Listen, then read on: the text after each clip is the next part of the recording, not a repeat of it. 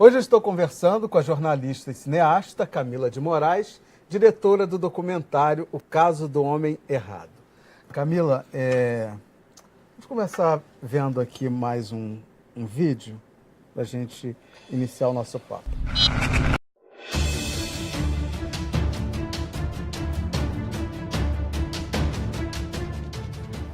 Poderia ter sido comigo.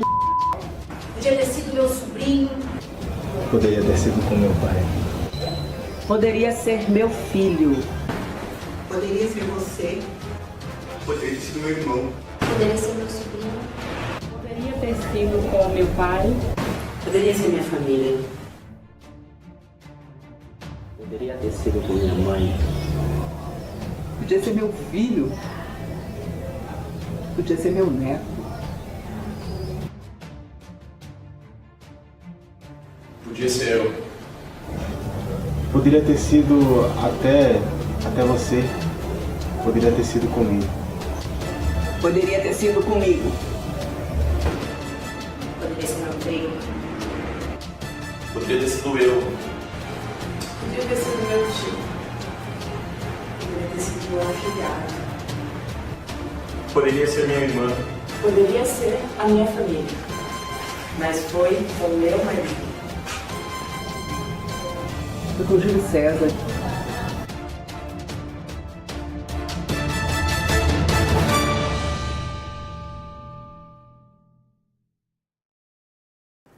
Um projeto como esse, ele ultrapassa, né, a fronteira da arte, né? Esse projeto virou um ato político, né? Quando você consegue mobilizar pessoas numa campanha dessa, e eu sei que durante as exibições também aconteciam atos, caminhadas, né? Conta pra gente como é que é esse processo, como é que é se sentir construindo essa visibilidade para um assunto que é tão importante, tão recorrente, tão naturalizado, né, que é o extermínio de pessoas negras. Então, esse vídeo que foi exibido, a gente fez na época da campanha. E aí eu já morava em Salvador e a gente está tratando no caso do Rio Grande do Sul, esse específico, mas apresentando dados gerais.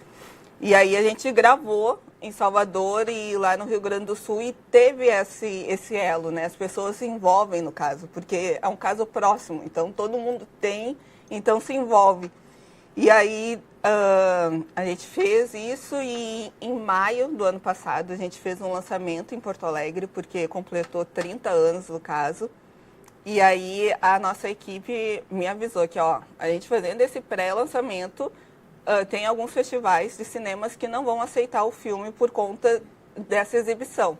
Mas para mim, era muito importante fazer isso, porque a comunidade negra vem nos apoiando, vem acompanhando todo o processo de gravação, porque a gente precisou de recursos financeiros, então a comunidade negra nos apoiava, auxiliava.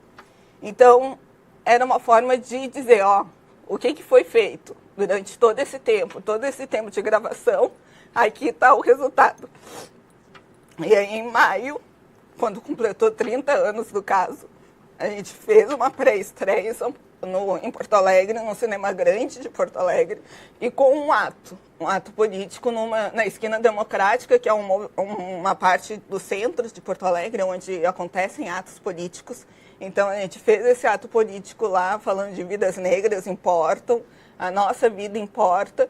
E aí, desse ato, a gente foi caminhando até o cinema, que é um percurso grande. Então, a gente foi em marcha até o cinema e lotou o cinema com 180 lugares e mais 60 pessoas de fora. E aí, a partir disso, a gente foi para o Festival de Gramado, que é um festival grande de cinema aqui do Brasil, um festival internacional.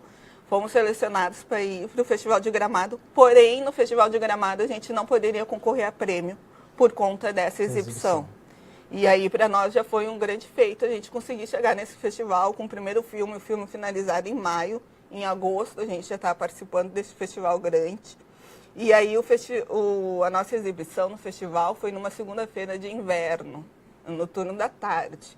E aí, a gente organizou um ônibus para ir para Gramado.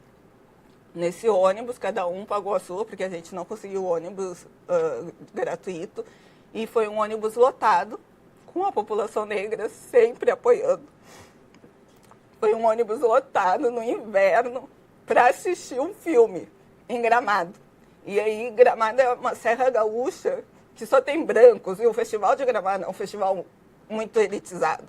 Então, a gente, por um dia, pelo menos, encheu aquela cidade de pessoas negras indo assistir um filme que fala sobre nós. E aí, é uma coisa muito controvérsia, porque, assim, a pessoa acaba ficando surtada, porque a gente se inscreve em vários festivais. Em vários festivais a gente tem feito inscrição. Festivais são caros.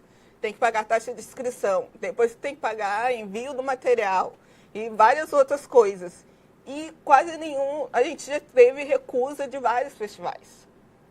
Porém, a gente está fazendo lançamento em algumas cidades. A gente já fez lançamento em Salvador. A gente fez lançamento em dezembro do ano passado em Salvador. Numa sala de cinema com 200 lugares. Também lotada. Aí, então, o público negro está sempre ali, está sempre nos apoiando e vai. E fala que é um filme bom. E aí a gente se inscreve em festivais e não é selecionado. Aí tu tem que ver assim... O que te emociona tanto quando você fala disso?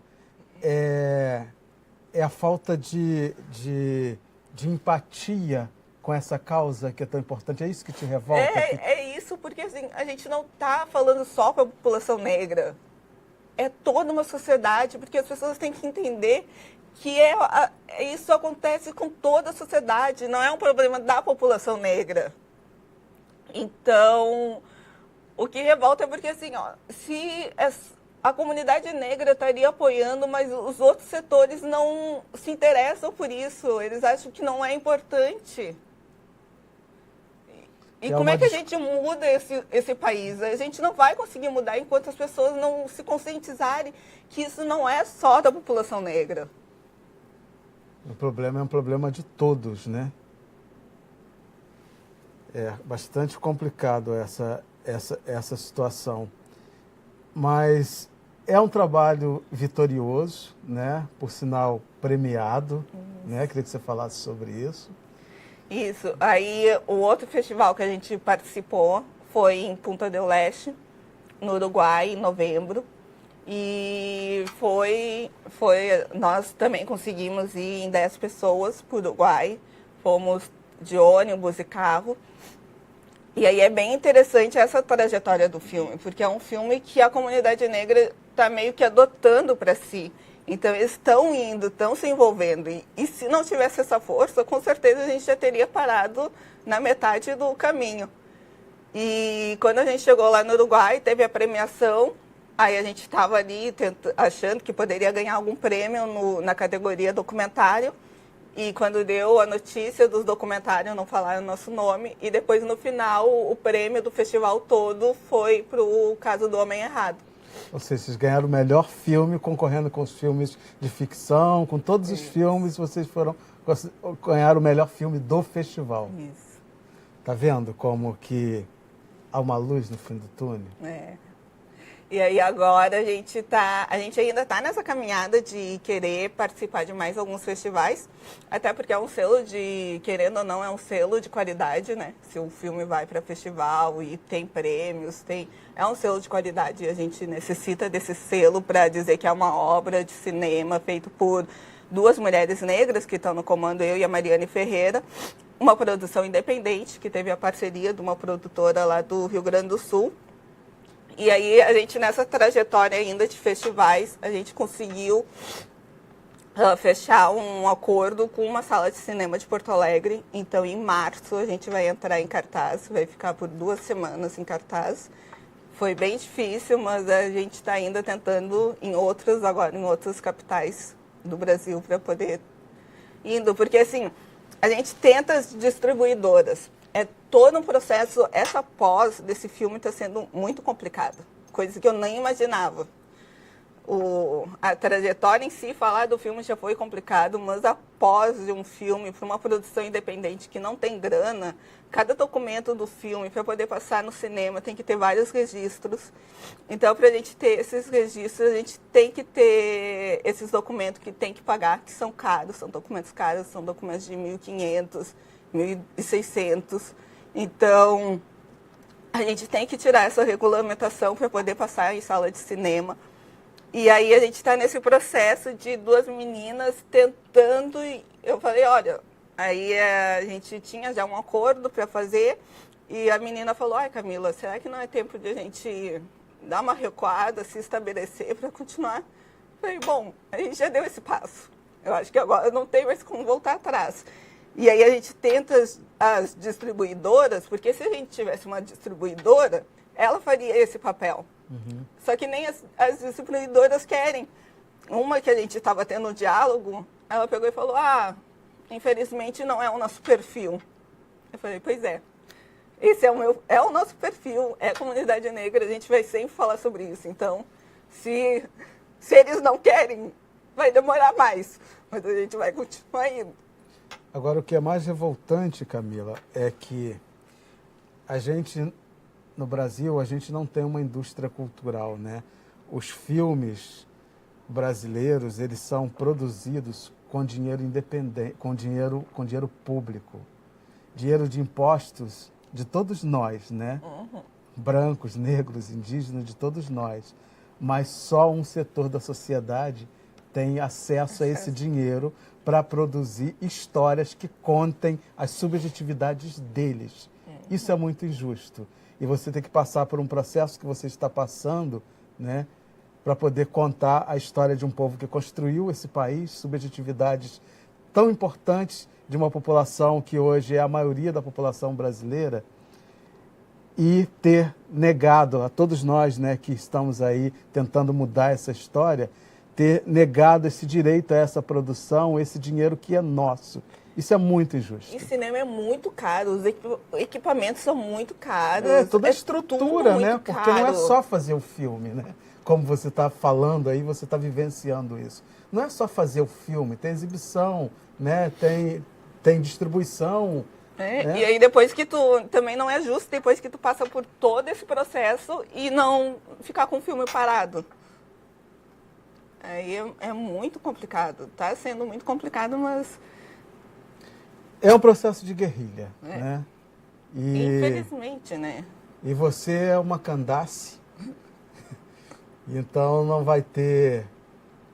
vai ser o racismo que vai te paralisar, não vai ser essas dificuldades aí, essas pedras no meio do caminho que vão te paralisar, com certeza, né? Você é uma jovem guerreira, linda, está realmente fazendo história e você pode ter certeza que muitos frutos já estão sendo colhidos e serão muitos e muitos colhidos com o seu trabalho. Camila, muitíssimo obrigado pelo seu empenho, né? Pela tua emoção, pela tua juventude que você está colocando em prol de uma causa tão justa, tão necessária, tão verdadeira, né? Que emociona todos nós e que você está conseguindo mobilizar pessoas de todas as idades que estão, né, brigando contigo por esse projeto, por essa causa. Muitíssimo obrigado por tudo. De bom. Obrigada. Não, eu falo assim, gente, eu não sei de onde que eu tenho tanta lágrima, porque sempre que eu vou falar eu choro. Eu falo, não vou chorar dessa vez. Continuo chorando. Mas tem que chorar mesmo. Tem que extravasar, botar para fora. Eu conversei com a jornalista e cineasta Camila de Moraes, diretora do documentário Caso do Homem Errado. E se você chegou agora, não tem problema. Entra lá no www.alerj.rj.gov.br ou cultine.com.br, que está tudo lá para você. Obrigado pela companhia e até o próximo encontro. Eu te espero. Cultine é aquele espaço, aquele movimento, aquele acervo que se esperava. Ainda bem que nós temos tudo guardado, tudo reservado, contando um pouco de nossa história.